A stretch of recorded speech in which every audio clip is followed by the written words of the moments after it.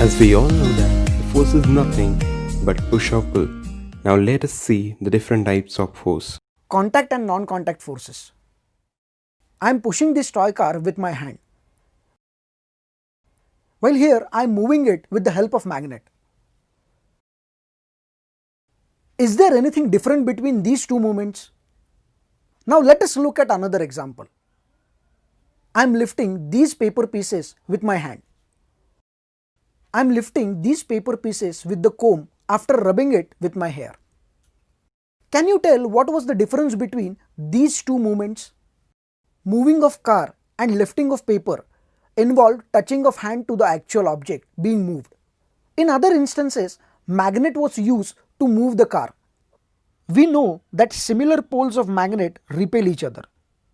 Small magnet attached to the car and magnet in hand repelled each other, and charged comb was used to lift the paper pieces. The rubbing of comb with your hair resulted in accumulation of electrons on the comb. These electrons have charges associated with it. They are not moving, they are static. Hence, it is called as electrostatic force. As you know, external force is required for an object to move. In the example we just saw, there were two types of forces, contact forces and non-contact forces. When force is applied by touching the object, it is called contact force. When force is applied without touching the object, it is called non-contact force. Can you tell what force is causing this fruit to fall? Yes, it is our earth which is attracting towards it. It is gravitational force which is pulling it down. Is it contact or non-contact force? Take the help of your friends to find out. Now that we have learned about contact and non-contact forces, here are some examples for you to find out and categorize. Dog being pulled by owner. Football kicked in the air. Ball hit by the bat. Fridge door getting closed automatically. Soft drink can moved by a charged PVC pipe. Children engaged in the fight. Magnetic force, electrostatic force, and gravitational force are non-contact forces. Muscular force is an example of contact force. Friction. Let me take this compass box and try to push it. It takes some effort to move it forward. What is preventing its movement? I am pushing. I am applying force. Direction of my force is towards your right. There must be some other force which is trying to oppose this. This force is called friction. When two objects in contact move relative to each other, there is a force which resists the movement.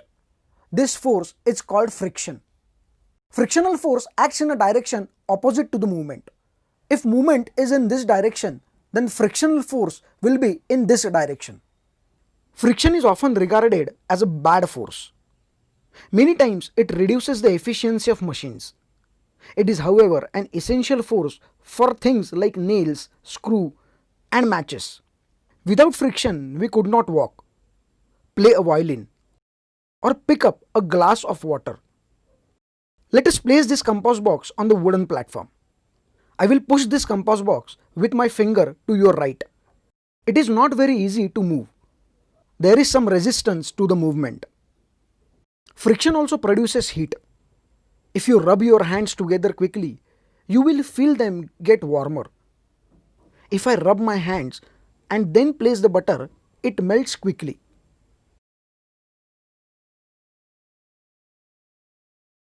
Let us take this compass box. Let us slide it on a table by giving it a gentle tap. Now spray water on the table, simulating a light shower of rain. What happens now when you give the object the same size tap?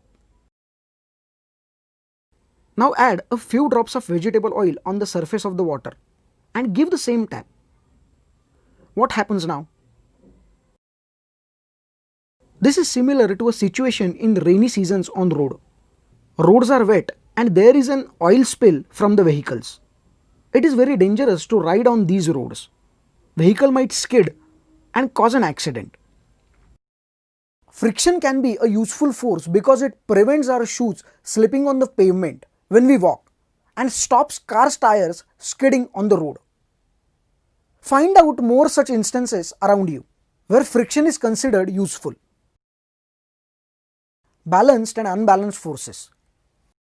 If I put this wooden block inside water, it floats. It is floating because the weight of the block is balanced by upward force exerted by water.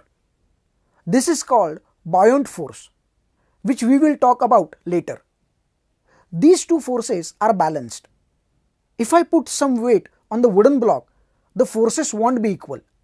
The forces will be unbalanced. Wooden block with added weight will sink as a result. You must have played tug of war.